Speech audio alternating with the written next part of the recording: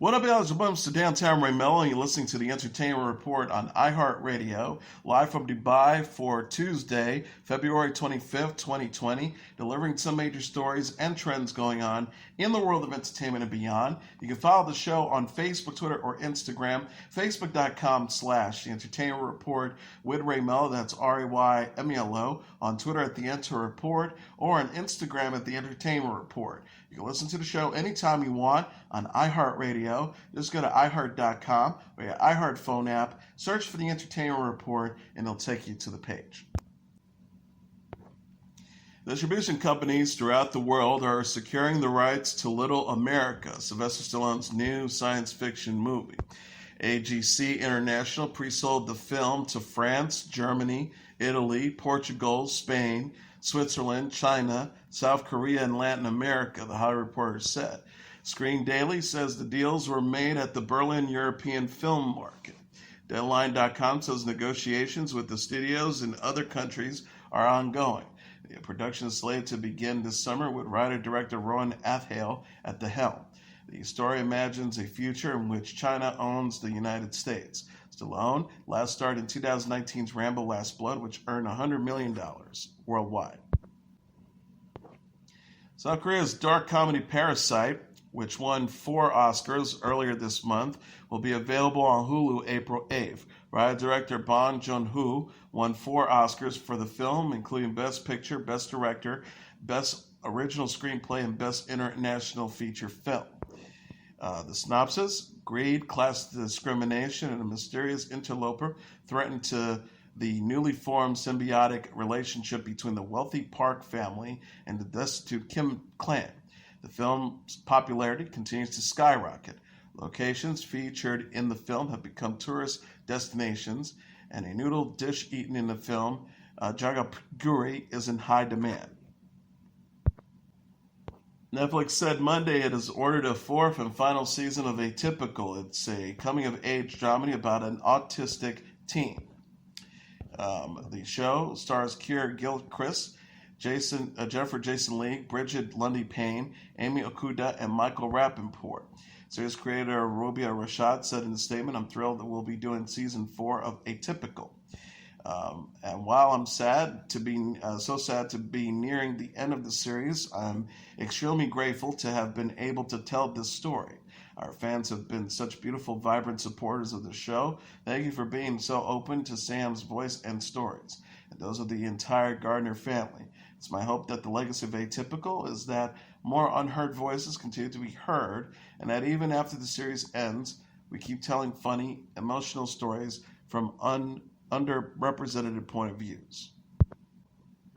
Tyra Banks appeared on Good Morning America Monday to discuss her upcoming theme park, ModelLand. Banks said the theme park will help visitors feel beautiful as they take part in lavish photo shoots. The venture will open in Santa Monica, California, and feature entertainment, retail, and dining.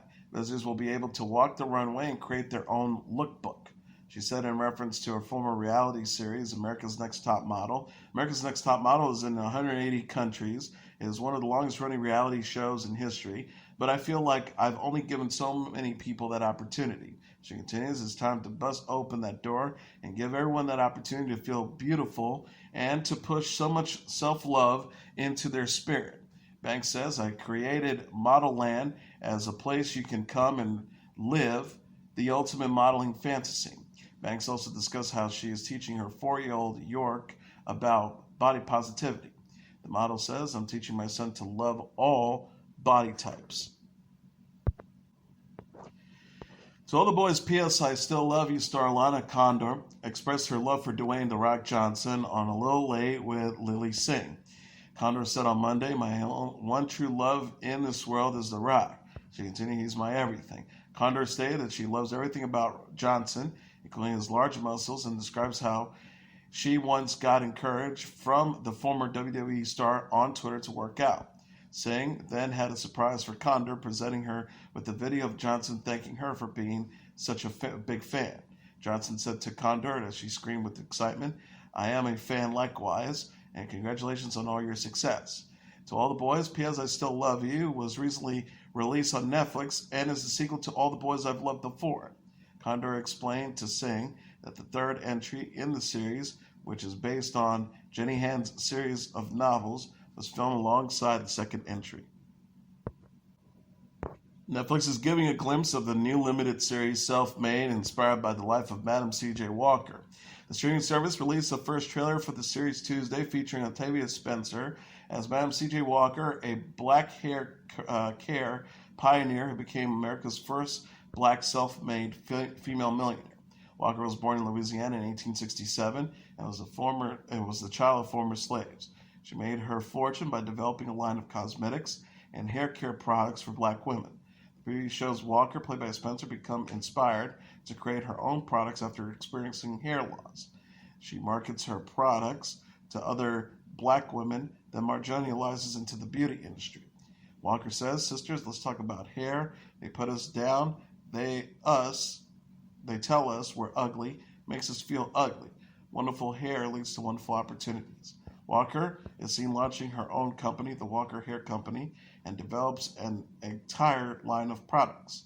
She faces sexism and other challenges as she builds her business from the ground up. She says, "Hair is beauty, hair is powerful."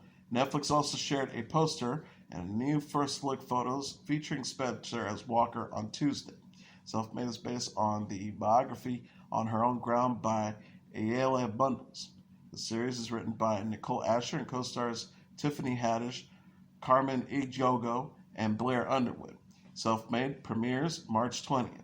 Netflix previously released stills from the series in January. New York City jury on Monday found disgraced Hollywood producer Harvey Weinstein guilty of lesser charges of rape and sexual assault, but acquitted him on more serious counts of predatory assault. The Academy Award-winning producer has been accused of sexual misconduct by dozens of women, but charged in the case of 2. Weinstein was guilty of third-degree rape in the case of Jessica Mann and first-degree sexual assault in the case of Mimi Haley. The jury acquitted him on the 2 more serious counts. Jurors first told New York Supreme Court Judge James Burke Friday that they were hung on the 2 predatory counts, but were told to keep working. Weinstein will remain in custody until he is sentenced on March 11th. The accusations against Weinstein spurred the Me Too movement in 2017, in which women and men spoke about incidents of sexual misconduct against powerful figures. Weinstein didn't testify at his trial, but his attorneys argued that his encounters were consensual and not of the women were forced into sexual situations. They argued that Weinstein had exchanged friendly communications with them after the incident in question. Weinstein still faces additional criminal charges in California, where prosecutors accused him of raping one woman and sexually assaulting another in 2013. One of the women testified during the New York trial as a supporting witness. Shauna Thomas, the executive director of the support group Ultraviolet, said, "Although the verdict sends a clear message that abusers can be held accountable, more must be done to protect victims." He said in a statement, "While the evidence against Weinstein was overwhelming, today's verdict was not guaranteed. Survivors of sexual abuse often face tremendous obstacles in the legal system that blocks them from winning the justice they deserve. We must do a better job to ensure that survivors are not only protected under the law, but empowered to pursue a path towards justice." Television actor Jussie Smollett pleads not guilty Monday on 6 counts indictment, charging him with falsely reporting that he was the victim of a racist and homophobic attack near his Chicago home. Smollett entered the plea in the Chicago courtroom of Judge James Lynn after the Cook County Circuit Court judge rejected a plea from Smollett's attorneys to delay the arraignment as they sought to dismiss the charges against him. Formerly a cast member of the popular television show Empire, Smollett and an entourage entered the court, ignoring questions shouted by reporters. After entering the not guilty plea, Lynn sent bond at $20,000 and released Smollett on his own recognizance, ordering him to return to court March 18th. He quickly left the courthouse with his supporters, again without recognizing questions. Smollett, who is black and openly gay, was indicted this month by a special grand jury that accused him of filing false police reports in connection with the January 2019 incident in which he said he was attacked by two white men who looped the noose around his neck and poured bleach on him after taunting him with racial and homophobic remarks. In a case that divided the nation along with the lines of race and sexual orientation, police ultimately said that the incident was a hoax and that Smollett staged the assault to bolster his career and charged him with 16 counts of disorderly conduct. Those charges were dropped a month later in a controversial move by Cook County State Attorney Kim Foxx.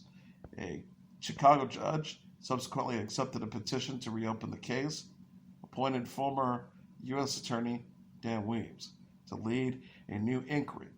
Following a 6-month investigation, Webb announced the new charges. Smollett has maintained his innocence and said police have overlooked witnesses who corroborated his story. Defense attorney Tina Gadlian questioned the integrity of the investigation and said after hearing, she will file motions to have the case dismissed on grounds of double jeopardy, being tried twice on the same crime. Glandian also says the defense will challenge the legalities of appointing a special prosecutor. Chicago Mayor Lori Lightfoot said Sunday Smollett needs to take responsibility for damages caused to the city. She said he needs to face the charges. He committed a crime and he needs to be prosecuted to the fullest extent of the law. And we're going to continue to aggressively make him accountable for the wasted police resources that went into investigating what turned out to be a total hoax. Vanessa Bryant delivered an emotional tribute to her late husband, Kobe Bryant, and daughter Gianna during a memorial in Los Angeles on Monday, honoring them and 7 others who died in a helicopter crash last month. She recalled Kobe as a man with a tender heart and loving father to their 4 children, Gianna as a sweet and gentle soul who would have had a promising athletic career ahead of her. She says they were funny, happy, silly, and they loved life. God knew they couldn't be on this earth without each other. He had to bring them home to heaven together. Vanessa praised the Los Angeles Lakers icon as being the best girl dad who taught their daughters how to be brave and keep pushing forward when things get tough. She said, I want my daughters to know and remember the amazing person, husband, and father he was, the kind of man that wanted to teach the future generations to be better and keep them from making his own mistakes. She also declared that Gianna would have gone to be a great mother and would have followed her father's footsteps pursuing a career in basketball. Could have been the best player in the WNBA. She said, Gigi was sunshine. She brightened up my day every day.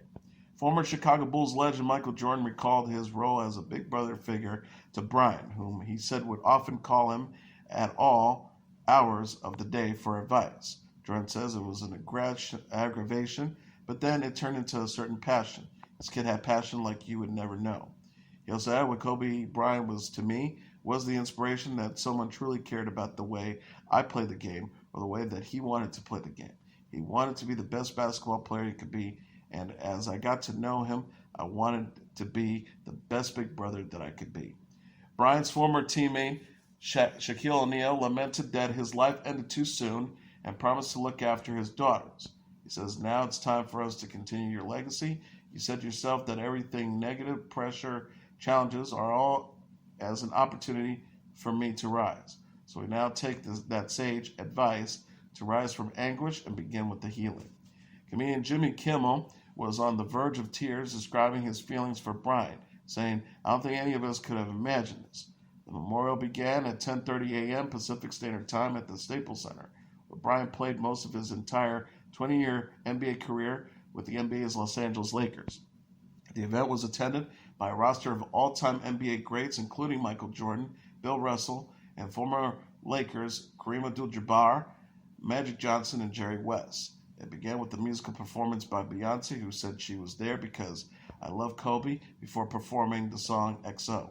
Alicia Keys also performed her own rendition of Beethoven's Moonlight Sonata, and Christina Aguilera performed a rendition of Ave Maria. About 20,000 attendees were ticketed for the service Monday.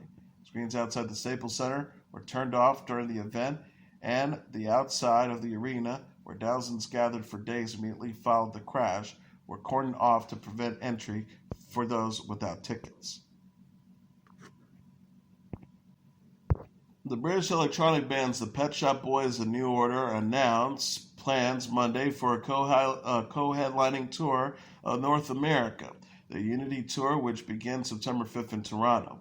Other stops will include September 9th in Boston, September 11th in Philadelphia, September 12th in New York, September 15th in Columbia, Maryland, September 18th in Chicago, September 20th in Minneapolis, September 24th in Vancouver, September 26th in George Washington, September 30th in San Francisco, and October 2nd in Los Angeles.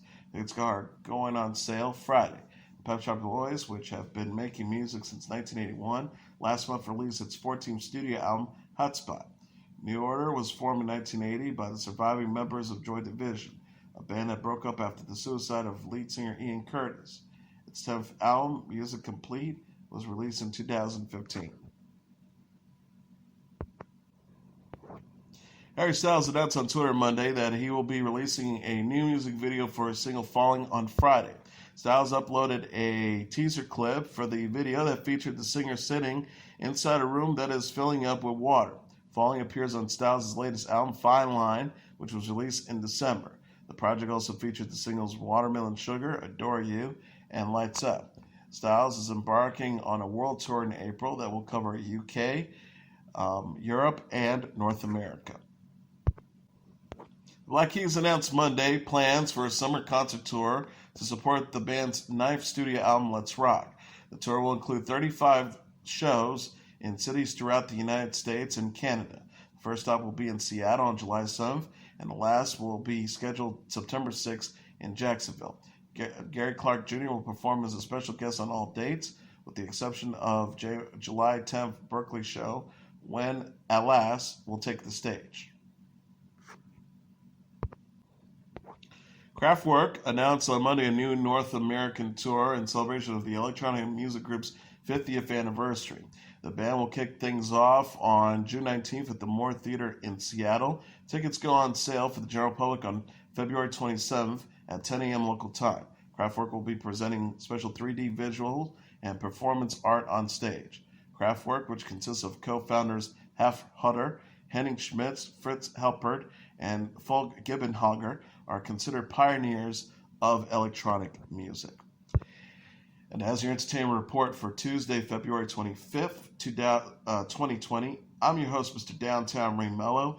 I'll be back tomorrow to deliver some major stories and trends going on in the world of entertainment and beyond. You can follow the show on Facebook, Twitter, or Instagram, facebook.com/The Entertainment Report with Ray Melo. That's RAYMELO. On Twitter at The Enter Report, or on Instagram at The Entertainment Report. You can listen to this episode or any previous episodes of The Entertainment Report anytime you want on iHeartRadio. Just go to iHeart.com or your iHeart phone app, search for The Entertainment Report, and it'll take you to the page. Good night, and God bless you all.